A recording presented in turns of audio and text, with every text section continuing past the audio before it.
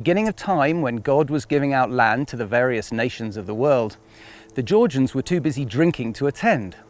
Arriving late, God was angry and asked why they had dishonored him so. There was now no land to give them.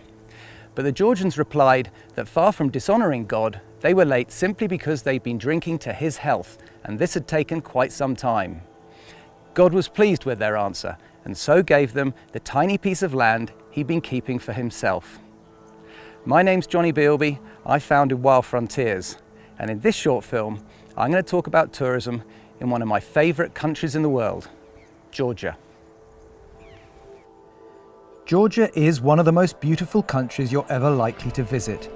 The grand Caucasus Mountains that stretch all the way from the Black Sea coast to the shores of the Caspian Sea are high and untamed, with snowy peaks and lush green valleys that bloom in the spring with a multitude of wild flowers. And among them live the Georgians, an independent race whose creed is giving and living with their delicious food and wine. I first travelled through the country back in 1999, not so long after independence. At the time, the country was a mess. Separatist movements in both Abkhazia and South Ossetia had caused a flood of refugees to hit the capital. There was little in the way of food or electricity. The place was more famous for banditry and kidnapping than it was for tourism. But in 2003, all that changed as a new government, under the leadership of Columbia Law School educated and Western-looking Mikhail Saakashvili, took power in the Bloodless Rose Revolution. With the sweeping away of the old communist cronies came investment and a new sense of optimism.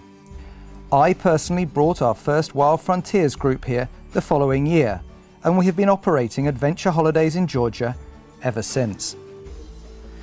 The capital of Georgia is Tbilisi, a place with a pretty old town echoing the cultural and religious crossroads on which the city sits. Over the centuries, most regional powers, the Turks, Arabs, Persians, Crusader knights and Cossack warriors, have all ventured this way, with Tbilisi being sacked an extraordinary 27 times. But today it's a lovely place to start and end your trip, with ancient churches, mosques, the old sulphur baths for which the town is famed, great restaurants and some very good accommodation. Travelling northwest out of the capital, the first place you'll come to is the twin UNESCO World Heritage Sites of Zhvari Church, perched spectacularly on top of a hill overlooking the ancient capital of Mxfeta.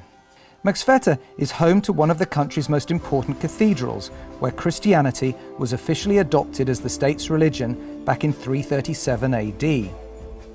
From here you can carry on north up what's known as the Georgian Military Highway, past the Ananuri fortified church complex, where, if the weather's right, you might like a swim in the adjoining lake, and on into the mountains. And it's the mountains that form the real highlight of most trips to Georgia. The most accessible region is Kazbegi, sitting in the lee of the imposing 5,000-metre peak that goes by the same name. From here, staying at a recently converted luxury hotel, you can walk up to the spectacularly positioned Gegeti Church and other surrounding hills. If you're tempted by our wonderful Wild Walk in the Caucasus tour, from here you can head up a side valley to Juta for 2 nights trek over the Abudulari Pass and into the neighbouring valley of Roshka. Further to the east is the picturesque valley of Tusheti, where we run our horse riding adventures, and to the west, with some of the highest villages in Europe, lies the remote and rarely visited Svaneti Valley. Both of these regions are renowned for their fierce independence and their dramatic Tolkien-esque defensive towers. But Georgia is not only about the mountains. With a history dating back to Jason and the Argonauts, the Silk Road and Imperial Russia, the country is blessed with a plethora of cultural sites. The pretty town of Gori, birthplace to one of Georgia's most infamous sons, Joseph Stalin, has an excellent museum with all manner of memorabilia, including the train carriage in which Stalin travelled to the Yalta Conference in 1945. At Vardzia and Uplesteke, you have 2 fascinating cave towns. Dating back to the first millennia BC, these troglodyte conurbations, with up to 3,000 dwellings, were used in times of invasion and to avoid religious persecution. At Akalteke, you have an amazing 12th century castle, and, very importantly, To the east, in the Kakheti region, you have the home of winemaking.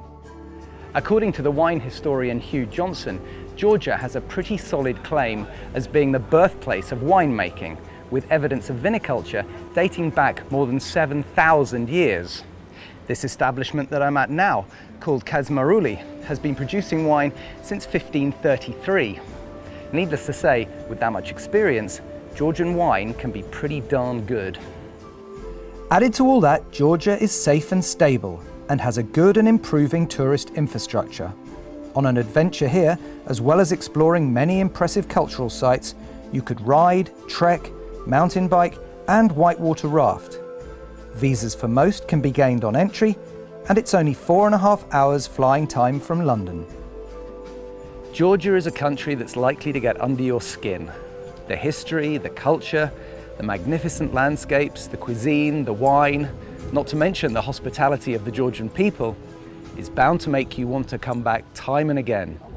So you've been warned, your first trip to Georgia is unlikely to be your last.